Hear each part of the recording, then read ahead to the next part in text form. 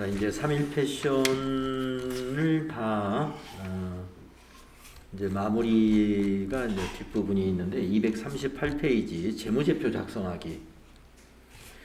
자, 손익계산서 작성 우리가 장부 마감하면서 이미 했었습니다.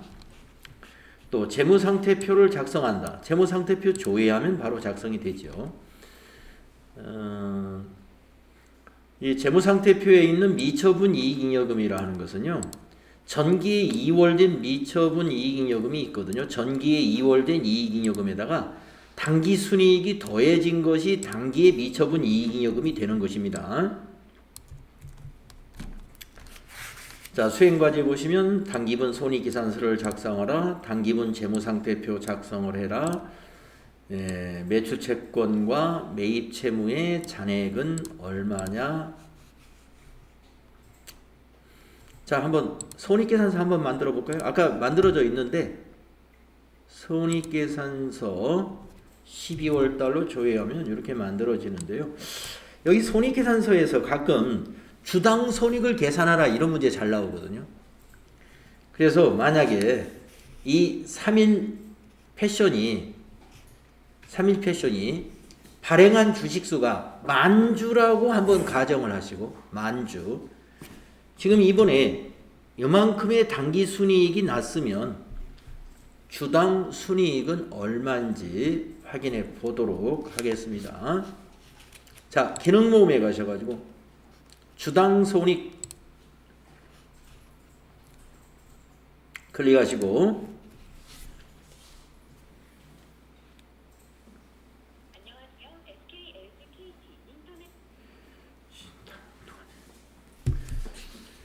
여기에 주식수를 만주를 입력하겠습니다.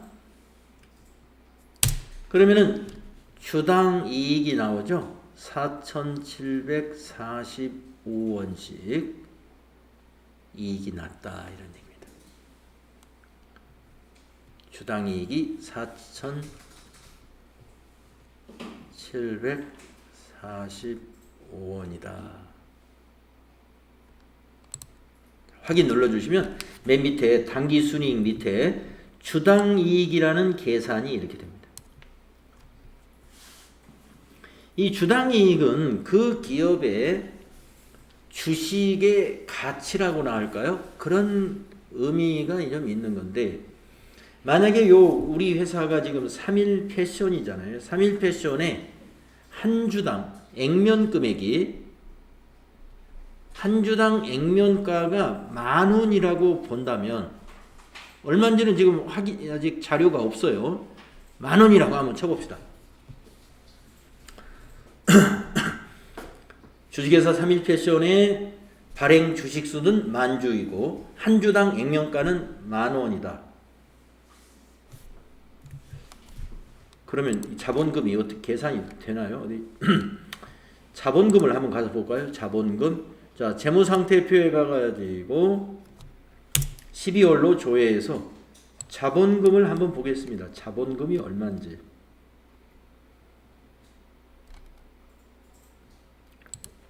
$5,000,000원이네요. 5,000,000원.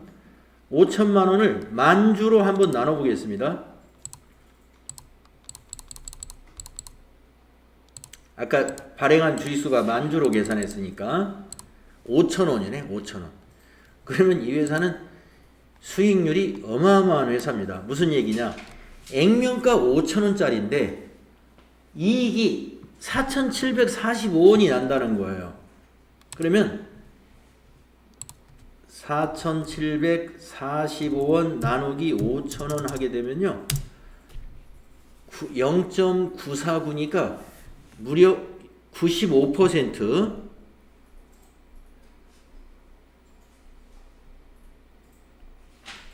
주가 수익률이 95%라는 얘기입니다. 액면가로 따졌을 때. 그러니까 액면가의 95%만큼 만약에 이 회사가 배당을 하는 회사다 그러면 배당을 받을 수 있다? 수익성이 굉장히 높은 회사.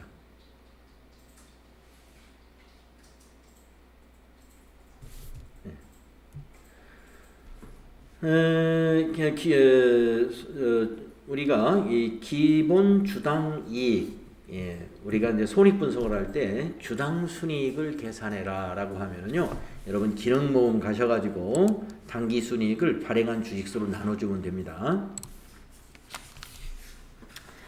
다음에 당기분 재무상태표 아까 작성했었죠? 그거 수행 2번이 되겠습니다.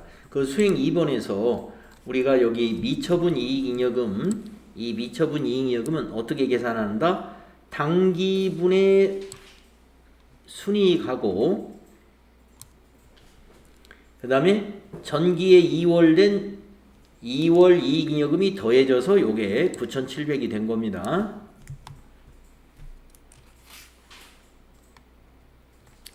다음에 수행 3번을 보도록 하겠습니다. 매출채권과 매입채무의 잔액은 얼마냐? 자, 재무상태표를 여러분이 보실 때 재무상태표를 볼 때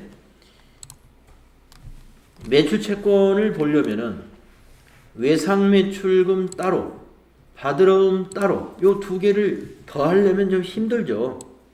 2,926만 5천원하고 여기 350만 원을 더해야 매출채권인데 뭐 327 얼마 정도 되겠네요. 근데 이렇게 더하려고 하지 마시고 제출용을 클릭해 보세요. 여기 제출용. 우리가 조금 전에는 과목별로 본 거고요. 그 옆에 제출용 탭을 눌러 보시면 매출채권 해가지고 파란색으로 된 통합, 이걸 통합계정이라고 그러는데 통합계정이 나오죠. 32765,000. 매출채권은 외상매출금과 받으러움을 더한 것이에요. 그 다음에 매입채무가 얼마냐 그랬잖아요. 매입채무 밑에 유동부채 쪽으로 내려오면 여기 파란 글씨로 매입채무 있습니다. 이거는 외상매입금과 지급어음을 더해 놓은 거예요. 그래서 매입채무, 매출채권 이런 통합계정으로 잔액을 보실 때 또는 현금 및 현금성 자산 이렇게 묶어서 볼 때는 과목별로 보지 마시고 제출용 오시면 딱딱 더해져 있으니까 재무상태표 제출용 볼 때가 있을 겁니다. 자, 241페이지까지가 그 설명이 되겠습니다.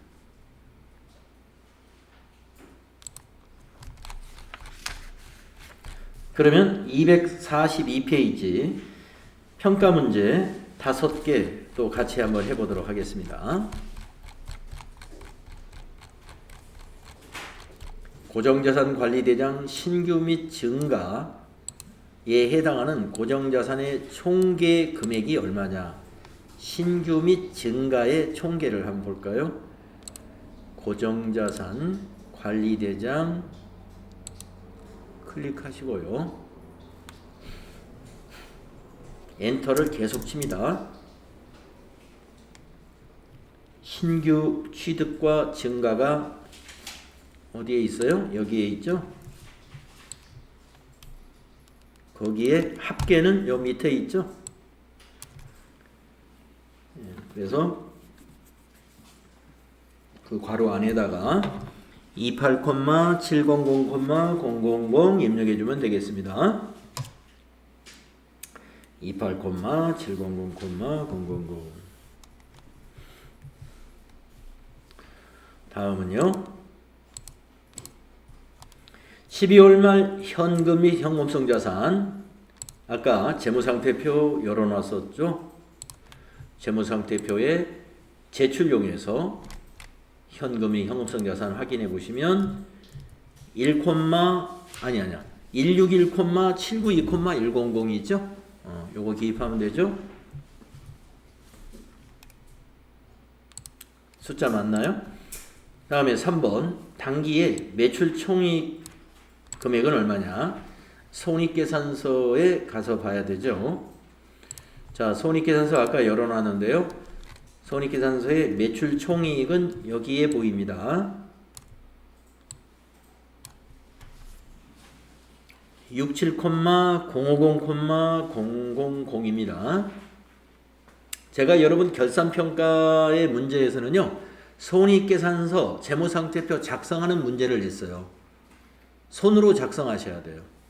시산표를 주면은 여러분이 그 시산표를 보고 재무상태표와 손익계산서에 제가 네모를 10개 해놨습니다. 그 네모 10칸을 각각 채우시는 거예요. 시산표에서 가져다가 채우시면 됩니다. 그러니까 시산표를 보고 재무상태표나 손익계산서가 만들어지는 거예요. 시산표에서는 오는 거니까 잘 보고 하시면 돼요. 다음에 4번 12월 말 비용에서 대체 회계 처리된 손익계정의 금액은 얼마냐? 네. 자, 비용에서 손익으로 온 금액이 얼마냐? 아까 일반전표 12월 31일자를 보시면 되죠. 자, 일반전표 가셔가지고 12월 31일 거를 보게 되면은 몇 번 전표냐면은요 7번 전표네요. 전표번호 7번을 클릭해 보시면 400번 손익에 비용에서 대체라는 저교로 차변에 63,096,715 이게 모든 비용이 손익계정 차변으로 대체된 금액입니다. 63,096,715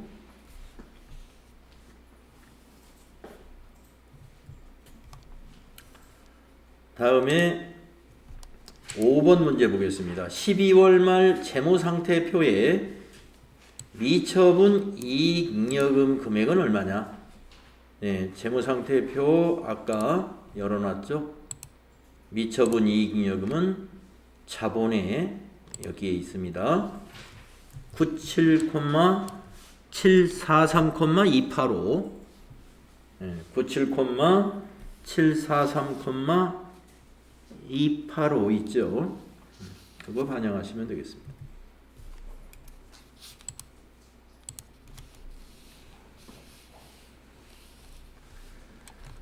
네.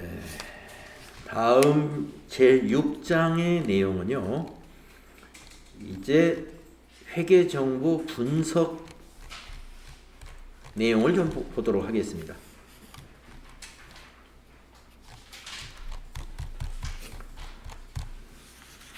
245페이지의 필요 지식을 먼저 살펴보겠는데요. 우리가 장부가 두 가지로 구분을 할 수가 있는데요. 주요부와 보조부라는 장부로 나누어집니다. 그래서 주요부를 제외한 나머지 장부가 다 보조부이기 때문에 주요부 두 가지만 여러분 기억해 주면 돼요.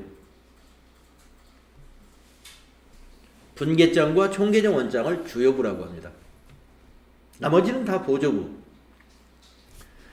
그래서 보조부라 하는 것은 분계된 내용으로 의해서 분계된 것이 총계정 원장에 전기되는데 그것을 뼈대로 해서 여러 가지 장부로 이제 분산되어서 보조 장부를 이루고 있게 됩니다.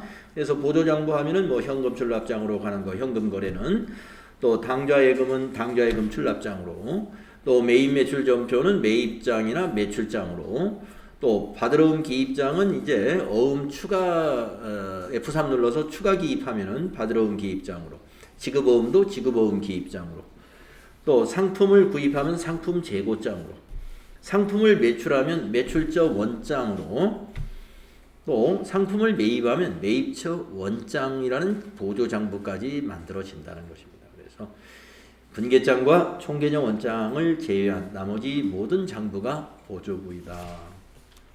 주요부를 기억하는 게 필요하겠고요. 여러분 전표는요 모두 인쇄가 가능합니다.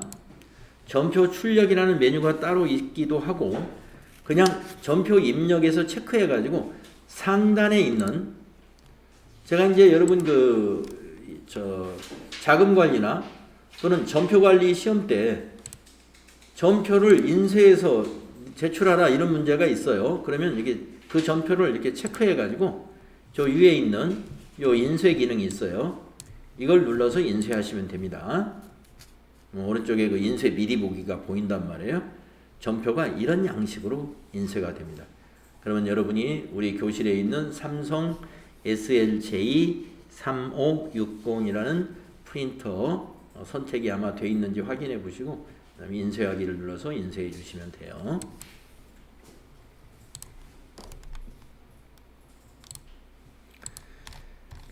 네, 분계장, 분계된 내용으로 인해서 분계된 내용을 조회해 볼 수 있는 그런 장부, 주요부 장부이고요. 네, 총계정 원장 우리 많이 열어봤었죠.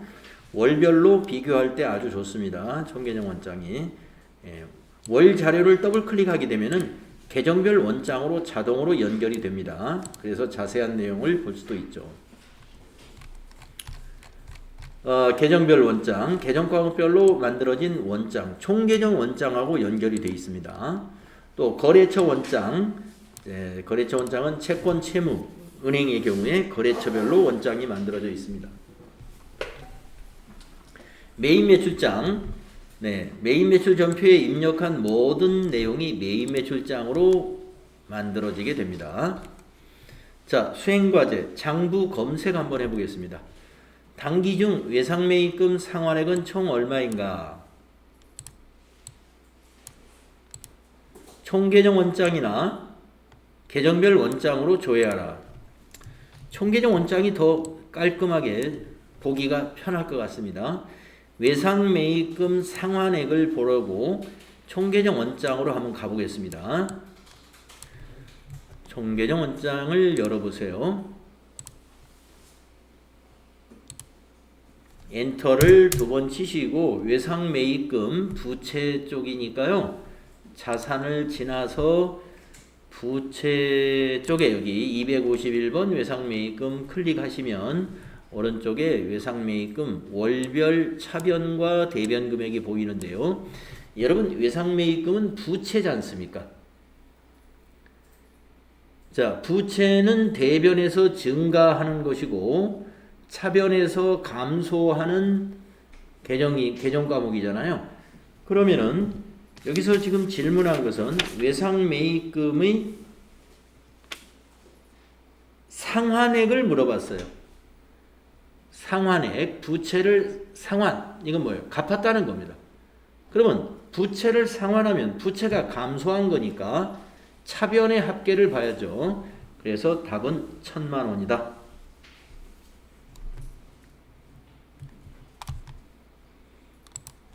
다음에 수행 2번 해보겠습니다. 2기 예정에 신용카드로 발생된 매출 건수와 공급 대가 금액은 얼마냐? 메인 매출장에서 찾아라. 자, 메인 매출장을 7월부터 9월로 기간을 입력하고 매출로 신용카드 매출, 과세 매출을 선택하겠습니다.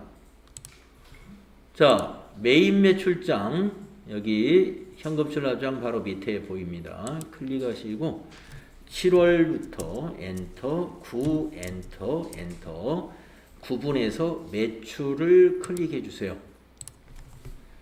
그리고 과세 유형에서는 카드를 클릭해 주세요. 카과 17번 카과 우리 연습했죠.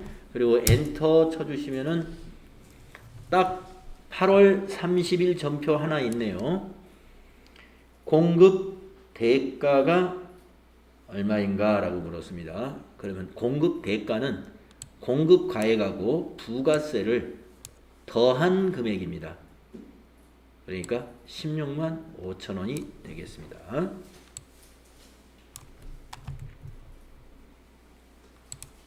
그래서 16만 5천 원을 답으로 기입하시면 되고요. 그 다음 페이지 보시면은 설명이 풀이의 그림이 이제 우리가 조회했던 그림과 같죠?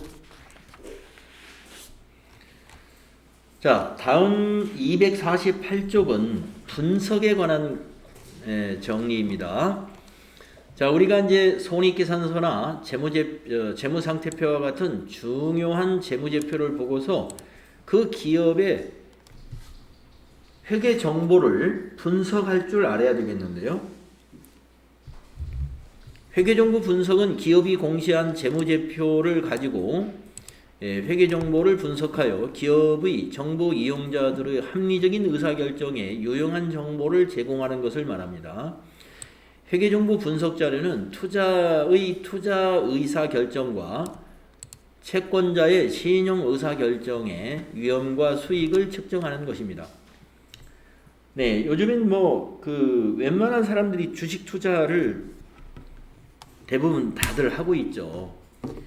그런데 주식을 투자하는 사람들의 절반 이상은 주식을 투기한다라는 그런 말을 어떤 사람이 하더라고요. 그 주식 투자 전문 컨설팅을 하는 분이 라디오 방송인가 어느 날 우연히 듣다 보니까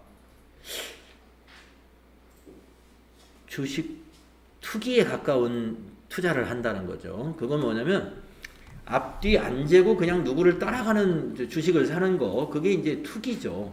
그러니까 소문만 듣고 하는 거죠. 네, 그러지 마시고 주식 투자를 좀 제대로 하고 싶다라고 하면은 공부를 좀 해야 되는데, 그 공부 중에서도 저는 회계 공부가 일단 필요하다. 네.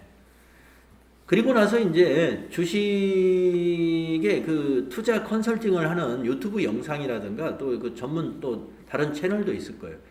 그걸 나중에 좀 보시는 게 필요합니다.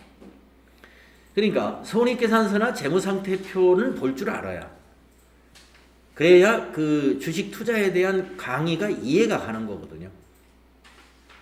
기본이 그래서 회계 기본인 것입니다. 그래서 우리가 유동자산이다, 유동부채다라고 하면은 여러분이 우리가 지금 공부를 어느 정도 했기 때문에 이제 유동자산, 유동부채 개념이 이제 서 있단 말이에요. 그걸 가지고 그 기업을 뭘 평가할 거냐, 뭘 보려고 유동자산, 유동부채를 구분해 가면서 계정 과목을 그렇게 나눠야 되느냐. 네, 이런 것들을 한번 알아보겠습니다. 자, 우리가 이제 기업의 재무제표를 분석하는 것은 투자자 입장에서는 투자 의사 결정을 하는 거고, 이 투자자만 이걸 하는 게 아니라 채권자, 은행 같은 데서는 그 기업에다가 추가로 대출을 해줘도 되나? 대출을 추가로 한다면 얼마까지 하는 게 안전할까?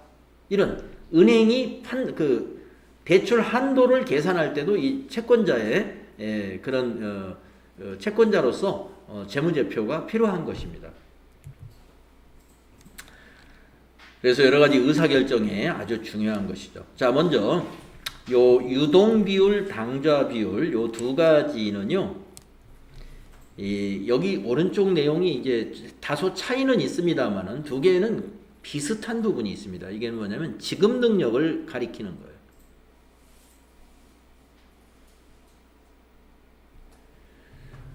자, 사람이든 기업이든 그 지급 능력이 뭐냐면 빚이 있다면 빚을 갚을 수 있는 능력이고, 빚이 없다면 새로 투자할 수 있는 투자 여력이 되겠습니다. 네. 빚이 있는 사람은 위험할 때 빚을 빨리 갚을 수 있는 능력, 그게 바로 지급 능력이에요. 빚이 없는 기업은 좋은 아이템이 있으면 기업을 인수한다든가 아니면 새로운 신규 투자를 감행한다든가 이런 것들이 즉각 일어날 수 있다는 그런 유동성이 뛰어난 기업입니다. 그래서 그 분석을 어떻게 하느냐면, 유동비율은 유동자산을 분자로 하고 유동부채를 분모로 합니다. 그래서 우리 자산 중에 유동자산 하면은 여러분 당좌자산, 그 다음에 단기 매매증권, 그리고 매출채권, 그리고 미수금, 또 선급금, 그리고 우리 유동자산에서 또 뭘 배웠습니까? 선급금도 있고 선급비용도 있고 굉장히 많은데 지금 뭐 대여섯 가지밖에 기억이 안 나네요. 그러한 것들. 그래서 현금 및 현금성 자산을 포함해서 그 다음에 단기 투자 증권 같은 거, 그리고 그 매출 채권, 외상매출금 받으러 온 같은 거 말이죠. 그 다음에 미수금. 이런 것들이에요. 그래서 그 유동자산을 유동부채로 나누는데 유동부채는 뭐예요? 1년 안에 갚아야 되는 빚입니다. 1년 안에 갚아야 되는 거. 유동자산은 1년 안에 현금화가 되는 자산이에요. 그래서 이것이 적어도 곱하기 100을 해서 100분율이 나오면 100% 이상이면은요, 지급 능력이 괜찮다. 100% 이상이면 괜찮다. 괜찮다는 말은 뭐냐면 지금같이 이렇게 뭡니까? 지금 고금리 시대로 가고 있다라고 그러지 않습니까? 아직 지금 그 뭐 미국의 연준이라든가 우리나라 한국은행이 지금 그 금리 인상이 이제 끝난 게 아니래요. 네. 내년 상반기까지는 계속 금리 인상을 한다고 그러는데, 지금 예금금리가 뭐 거의 5%가량 된다고 그러니까 대출금리는 지금 7, 8%가 될 거 아니겠습니까? 그렇기 때문에 이렇게 고금리 상황에서는 빚을 지면 곤란해지는 거거든요. 그러니까 유동비율이 100%인 기업은 올해 차입을 하지 않아도 돼요. 채권을 발행 안 해도 됩니다. 은행에 차입이라든가 채권을 발행을 안 해도 돼요. 네. 지금 뭐 우리나라 채권 시장이 지금 꽁꽁 얼었다고 그럽니다. 네, 채권 투자를 안 해봐서 좀 모르겠는데 지금 우리나라 뭐 건설회사들이 운영 자금을 그동안 채권 시장에서 자금을 조달해가지고 사업비로 많이 썼는데 지금 뭐 채권 시장에 의자율이 너무너무 높고 또 높게 주겠다고 해도 누가 사질 않는다는 거예요. 지금 우리나라 채권 시장의 신용도가 뭐 저기 지금 그 강원도 뭐 그 도지사가 무슨 짓을 해가지고 엉망이 됐다. 신용도가 뚝 떨어졌다. 이런 거 아마 여러분 뉴스 봤을 거예요. 뭐 잘 넘어가야 될 텐데요. 그것이 잠잠해지지 않으면 이제 부도나는 회사가 생기면 연쇄부도라는 게 있어요. 그래서 위험합니다. 자, 당좌 비율의 공식을 보면은요, 당좌 자산을 분자로 하고 분모는 똑같이 유동부채입니다.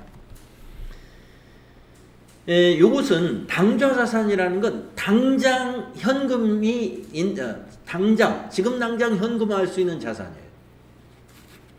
당좌 자산은 다 지금 은행에 현금으로 있는 것들입니다. 그래서 이게 만약에 100%가 된다면요, 금년에 지금 갚아야 될 빚을 지금 있는 은행 돈으로도 다 갚을 수 있는 거예요. 그래서 당좌 비율이 100%라면은 정말 최상의 지급 능력을 가진 기업이에요. 현금이 아주 많은 기업이다. 우리나라에서 괜찮은 회사들이다 그러면 이 당좌 비율이 다 높은 겁니다. 영업이 잘 되면은 영업이 잘 된 것이 다 당기 순이익으로 올 것이고 그 당기 순이익이 다 어디로 적립되겠어요? 다 이게 당좌 자산에 적립이 돼요. 주식을 사놓다든지 아니면 정기예금 같은 거 가입을 해놓다든가 단기 금융상품들을 가입을 해둡니다. 그래서 여기 오른쪽에 읽어보세요. 자, 유동비율은 기업이 보유하고 있는 지급 능력, 신용 능력을 판단하기 위한 비율로 높을수록 재무의 유동성이 큰 것이다. 그 다음에 당좌 비율은 유동자산 중에서도 현금화할 수 있는 당좌자산으로 단기 채무를 충당할 수 있는 정도를 나타내는 비율인데 당연히 높을수록 좋은 것이죠. 그래서 유동 비율이나 당좌 비율을 보니까 다른 회사보다 굉장히 높더라. 그러면 이 회사는 적어도 최근 한 2, 3년간 영업이 아주 잘 된 회사입니다. 다음에 부채 비율, 자기 자본 비율은 서로 상반되는 지수인데요. 두 개가 다 뭐를 보냐면 그 기업이 얼마나 안전한 기업이냐, 건전한 기업이냐를 확인해 볼 수 있습니다. 안전하다, 건전하다 거의 비슷한 건데요.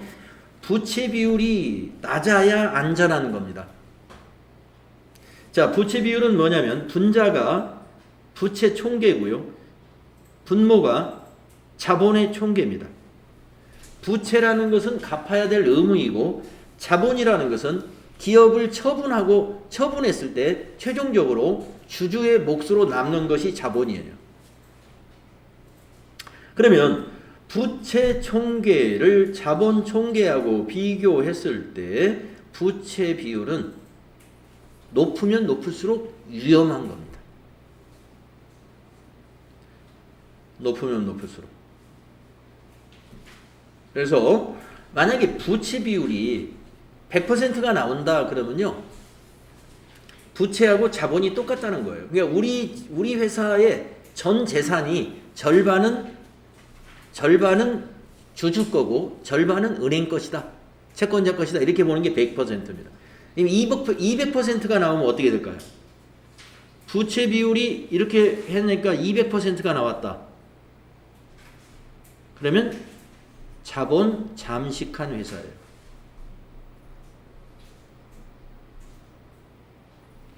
부채 비율이 200%라는 것은 부채가 자기 자본의 2배라는 얘기거든요. 그러니까 내 것이 만약에 1억 원이 내 것이 있는데 부채가 2억 원이래요. 부채가 2억 원.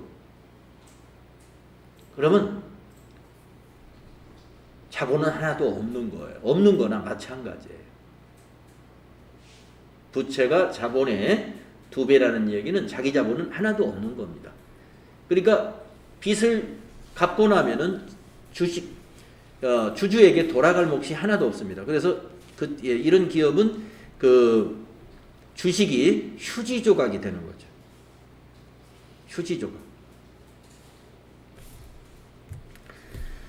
자, 얼마나 위험하냐. 그래서 부채 비율은요, 지금 200%가 아니라 옛날에 그 IMF 같은 경우에는 우리나라 잘 나간다라고 소문나 있는 기업들이 따져보니까 이런 분석을 해보니까 당시에 부채 비율이 500%, 6%, 심지어는 1000% 자기 자본의 10배까지 빚이 있는 회사들이 수두룩했기 때문에 이렇게 그 당시에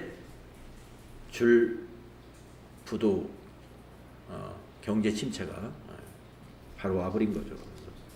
남의 돈 무서운 줄을 그때 다들 경험을 했어요. 우리나라 지금 저희 같은 세대의 사람들은 이 빚이 얼마나 무서운 것이구나, 사람을 얼마나 피폐하게 만들 수 있다 하는 것을 경험을 했죠. 그래서 카드 쓰는 것도 조심해야 돼요.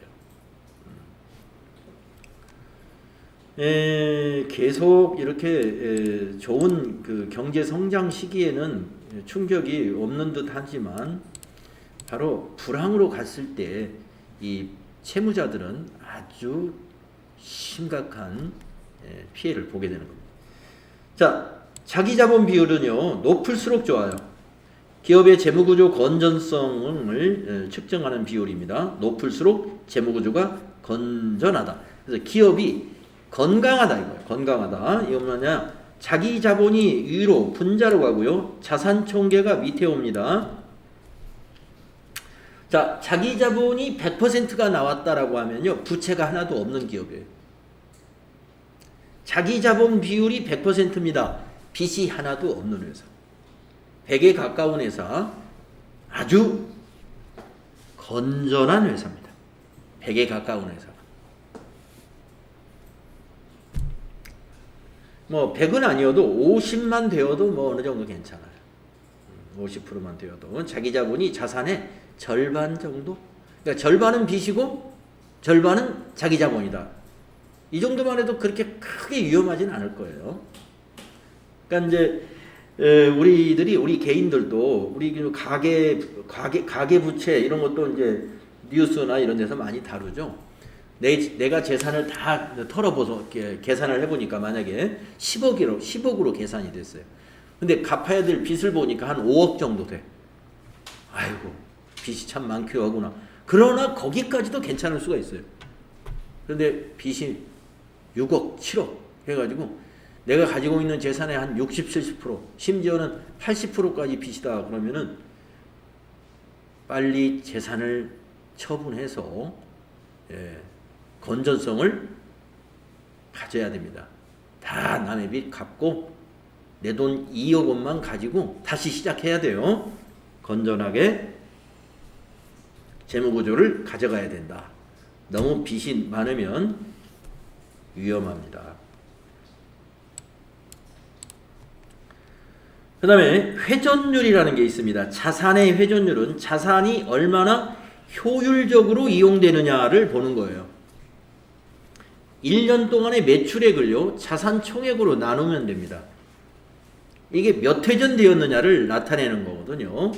그래서 이거 업종에 따라서 이건 좀 차이가 많아집니다. 업종에 따라서. 예를 들면 이천에 있는 이 하이닉스 반도체라든가 또 맥주 만드는 이런 공장이라든가 이런 회사는요, 공장 설비를 아주 고가의 공장 설비가 들어가야 됩니다.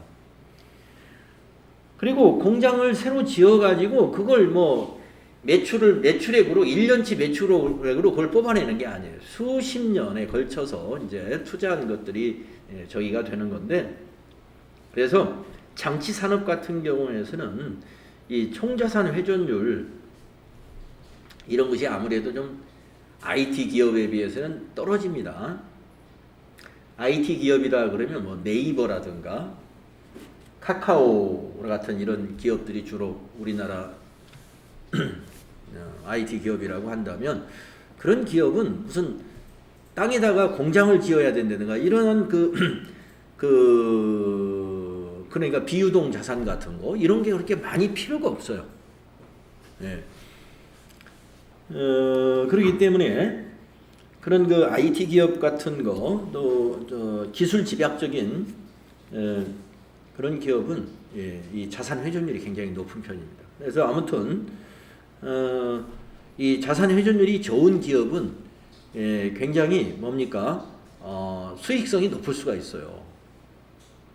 많은 투자 없이 고기술, 또 신기술 이런 것으로서 수익을 높일 수 있는 자산의 효율적인 이용을 따져볼 때, 그러니까 업종별로 서로 그 성격이 다르기 때문에 같은 업종끼리 자산의 회전율을 비교해야지 네이버하고 하이닉스를 비교한다든가 이렇게 하면 안 되죠.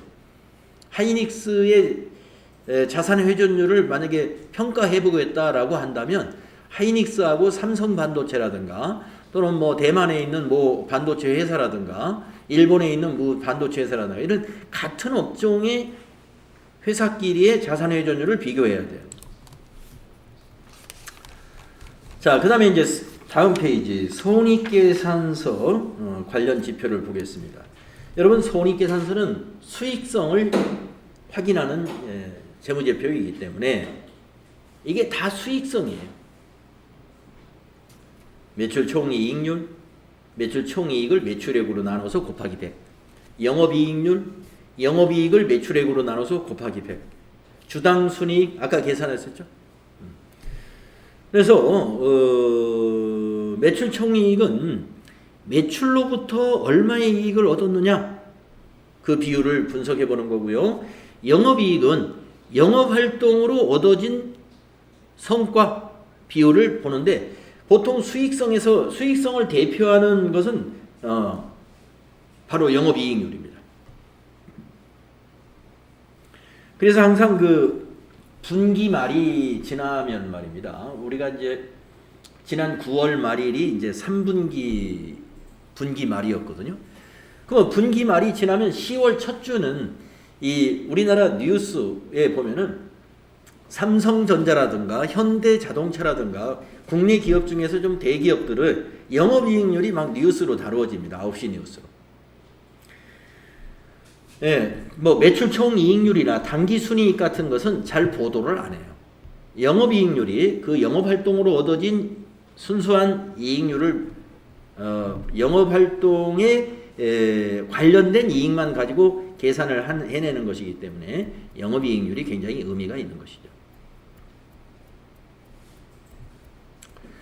자, 매출 총이익률, 영업이익률, 또 당기순이익이 손익계산서 어떻게 계산되는지 손익계산서를 완전히 이해해야 됩니다, 여러분. 주당 순이익, 아까 계산해봤죠? 한 주당 이익이 얼마나 창출되냐를 나타내는 지표로 당기순이익에 대한 주주의 몫을 나타낸다. 그 당기 순이익을 가지고 주당 순이익으로 나누어 아까 당기 순이익을 발행 주식수로 나눴잖아요. 그러면 그만큼이 주주의 몫이 된다 이거. 내가 가지고 있는 주식의 수에다가 주당 순이익을 곱해보는 거예요. 그럼 만약에 이 회사 올해 당기 순이익을 전부 배당을 한다면 내가 얼마를 배당받을 수 있느냐. 100% 배당하는 회사는 없으니까 당기 순이익에 만약에 10%를 배당한다더라. 그러면 그 10%에다가 당기 순이익 곱하기 10% 한 거에다가 내가 보유하고 있는 주식 수를 곱하면 내가 이번에 배당을 얼마 받겠구나 알 수 있는 거예요. 네, 잠깐만요. 이게 아까 그 전화가 와서요. 네, 상하탑입니다.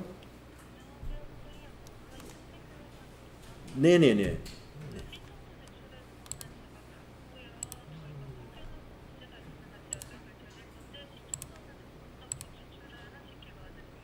맞아요. 네. 네, 업로드 다 했고요. 제가 이제 업로드 과정에서 그 재무회계 이론이라는 폴더에 지금 그 0바이트짜리가 하나 있는데요. 네. 예.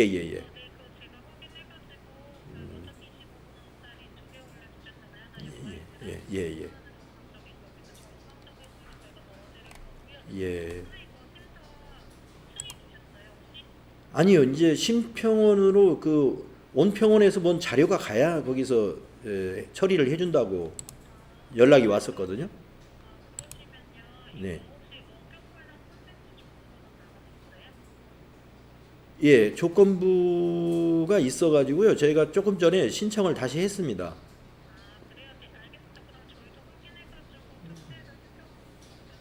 예, 심평원으로 좀 넘겨주십시오. 네, 예, 감사합니다. 네.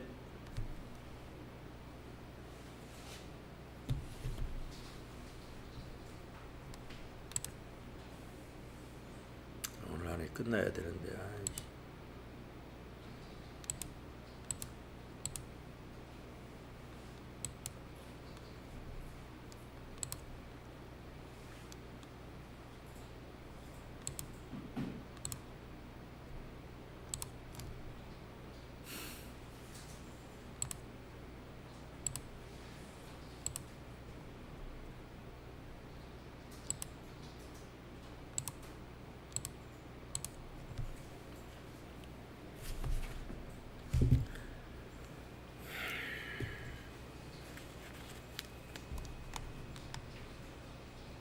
자, 그러면 이제 이자 보상 비율이라는 거 한번 보도록 할까요? 이자 보상 비율.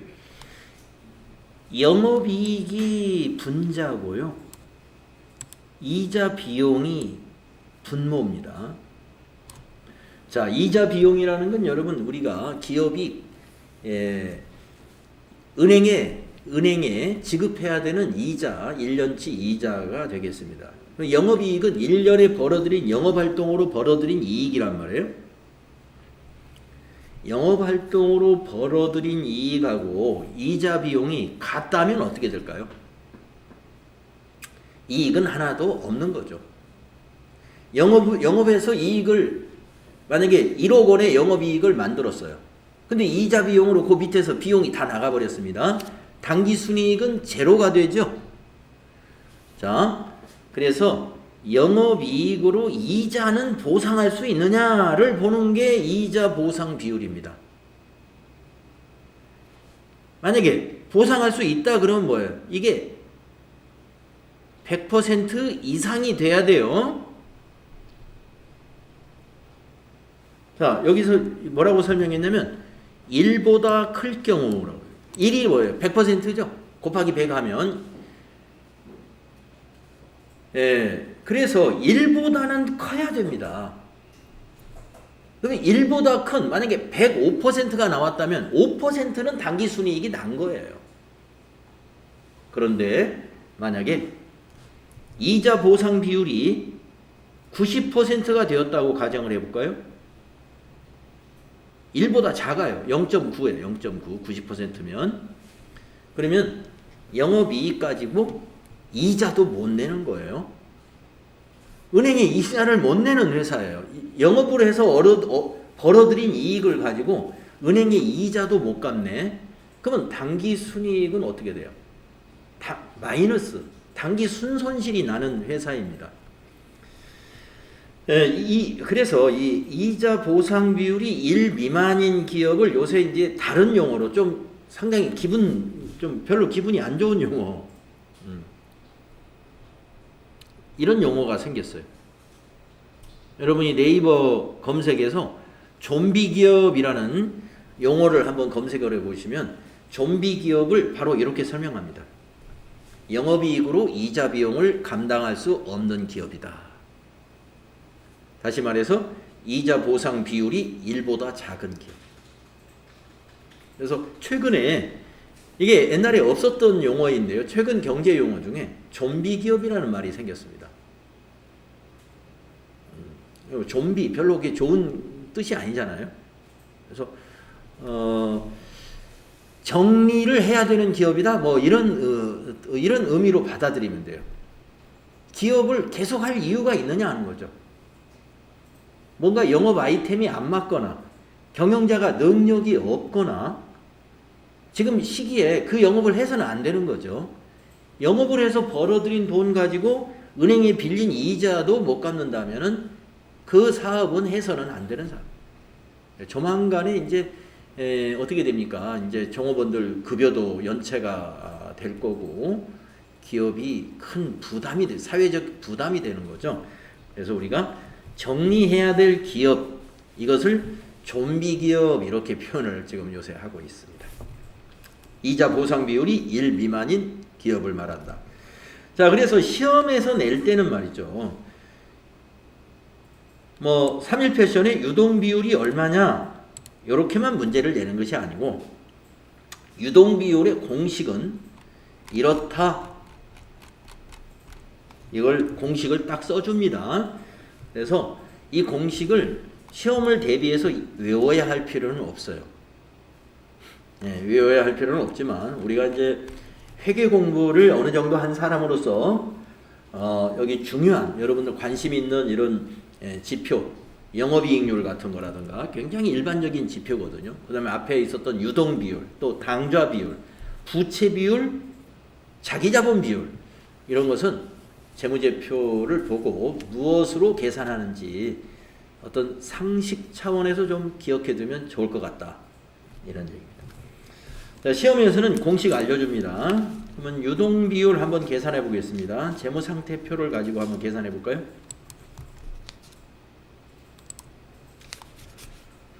재무상태표에 가가지고 유동 비율은 유동 자산을 당기분 거죠. 계산기에다가 이제 여러분 시험 보실 때는 요 컴퓨터 계산기는 쓰지 못하도록 되어 있더라고요. 손 계산기 시험 책상에다 준비하시고 222-269-450 네. 유동자산 나누기 유동부채 저 밑에 부채 중에 유동부채가 어디에 있는지 찾을 수 있어야 돼요. 네. 172 569 200 곱하기 100 이렇게 해서 128%. 여러분 249페이지에 수행 1번에 그 보면은 답이 128% 우리가 계산한 거하고 맞죠? 제가 여러분 그 이 회계정보 분석 문제로서 이 전기분에 저는 전기분 거 가지고 문제를 다 냈어요. 전기분의 뭐 유동 비율을 계산해라. 계산 문제 5개 냈습니다. 유동 비율, 부채 비율, 뭐 영업이익률, 뭐 웬만한 건 다 냈겠죠. 매출 총이익률 이런 거 전기분으로 계산해라 라고 냈어요. 전기분, 단기분으로 보지 말고 전기분으로 계산할 때 계산기만 정확히 두들기시고 유동자산이 어디에 있고 유동부채가 어디 있는지만 잘 찾으면 그리고 계산기만 잘 두드리면 다 맞출 수 있습니다. 공식 다 알려줄 거예요. 시험처럼. 그래서 계산 정확히 하시고요. 실제로 시험에서도 이런 문제 한 문제 정도 나올 수가 있습니다. 그 다음에 수행 2번 보겠습니다. 매출 총이익률은 얼마냐? 손익계산서 가야죠. 손익계산서에 가서 매출 총이익 단기분 거니까 여기 전기분 걸 물어보면 그 오른쪽에 있는 거, 네, 단기분은 왼쪽에 있는 이거고. 계산기로 67 050 000 나누기 매출액 110 550 000 이게 매출액이죠. 곱하기 100. 어이 계산 잘못 눌렀다. 67 050 000 나누기 110 550 000 곱하기 100. 60%. 네. 소수 버리면 60% 나오죠.